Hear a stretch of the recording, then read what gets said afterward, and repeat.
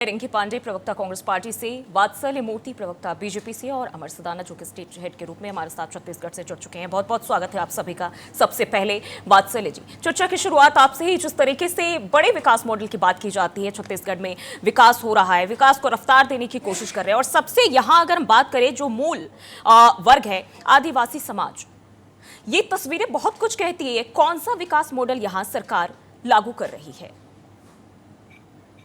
जूही जी नमस्कार, सभी को नमस्कार।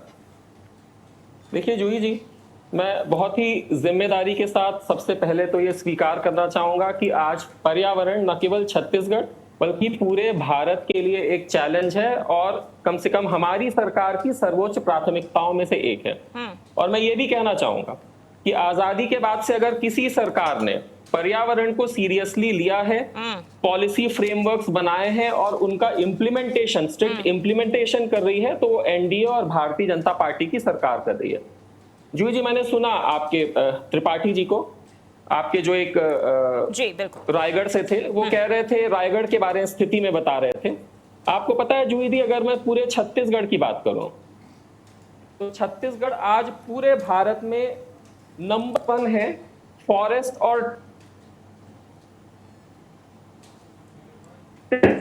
हेलो जी जी बिल्कुल। आज छत्तीसगढ़ में जो फॉरेस्ट कवर है वो लगभग 44% है।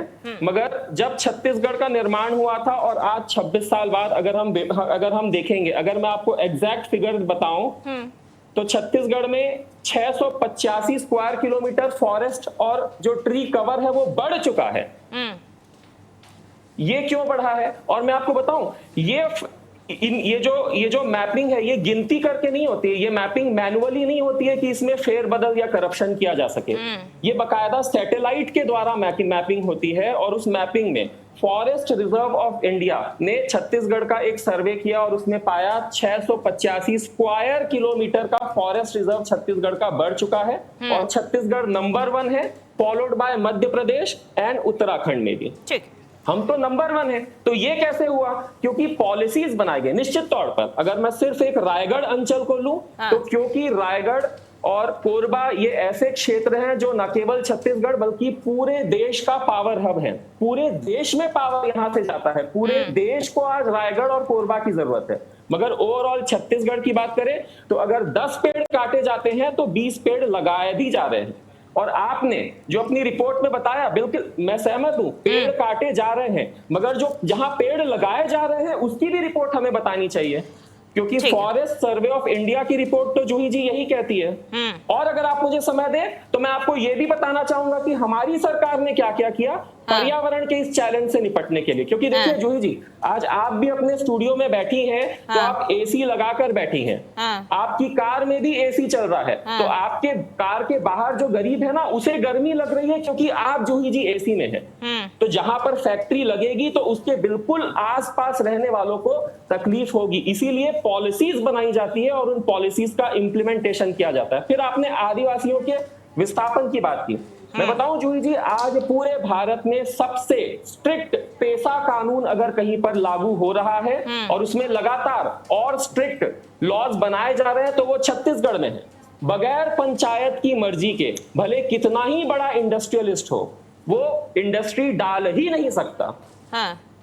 तो सारे एक्ट बनाए जा रहे हैं। मगर निश्चित तौर पर फिर भी मैं एक्सेप्ट कर रहा हूं, गर्मी बढ़ रही है, पानी कम है, प्रदूषण बढ़ रहा है। जहां भी इंडस्ट्री लगती है उसके आसपास के एरिया में प्रदूषण बढ़ता है। आज मैं भी अपने ठीक है, आप कह रहे हैं छत्तीसगढ़ ठीक है नंबर 1 है। एक बात ठीक है, ग्राउंड की रिपोर्ट मुझे लगता है अमर सदाना ज्यादा बेहतर तरीके से बता सकते हैं। अमर, देखिए ये जो तस्वीरें हैं छत्तीसगढ़ में, ये अभी बीजेपी की, चलिए ठीक है सरकार है, वो अपनी दावेदारी और अपना पक्ष जरूर रखेंगे, लेकिन हकीकत क्या है, जमीनी हकीकत क्या है? जब आप ग्राउंड पर जाते हैं, जो आदिवासी समाज के लोग हैं वो क्या कहते हैं? क्योंकि पलायन की भी बात सामने आ रही है वहां। इसी के साथ उन्होंने ये भी कहा है कि अगर विकास होगा तो कहीं ना कहीं इस तरह की जो चीजें सामने आएगी तो इससे लोगों को इसका खामियाजा भी भुगतना पड़ेगा। रिंकी जी, मैं आऊंगी आपके पास, एक बार उनका रुख कर लेते हैं। अमर जी। छत्तीसगढ़ जो है 40% जंगलों से घिरा इलाका है और लगातार जो है जिस तरह से पेड़ों की कटाई की जा रही है, विकास सरकार की अच्छा मॉडल है, पर मुझे ये समझ में नहीं आती कि जिस तरह से पेड़ काटे जा रहे हैं, पहले से रोड मैप तैयार क्यों नहीं होती है सरकार की या विभाग की कि जब पेड़ काटे जा रहे हैं उसके पहले लगाए जाने चाहिए। जैसे कि बीजेपी के प्रवक्ता ने कहा कि पेड़ लगाए जाते हैं, पर उनकी आंकड़ा नहीं दिखती है। लगातार आदिवासी बहुल्य क्षेत्रों में जिस तरह से हर्रा बहेरा और जो फलदार वृक्ष है, जो जीविकोपार्जन है आदिवासियों की, उस पर निर्भर रहते हैं। लगातार जिस तरह से 10 से 15 लाख पेड़ जैसे आदिवासियों और जो पर्यावरण प्रेमी है उनका लगातार आरोप है कि 10 से 15 लाख पेड़ काटे जा रहे हैं और आने वाले समय में भी पेड़ काटे जाएंगे। जिस तरह से विस्थापन की बात आती है सामने, तो विस्थापन जैसे गांव को वो जिस तरह से उजाड़ दिया जाता है, उसके विस्थापन की जो प्रक्रिया होती है वो पहले ही नहीं व्यवस्था की जाती। लगातार जिस तरह से बीजापुर में देखा गया, जंगलों की कटाई हुई और रोड पे आ गए लोग।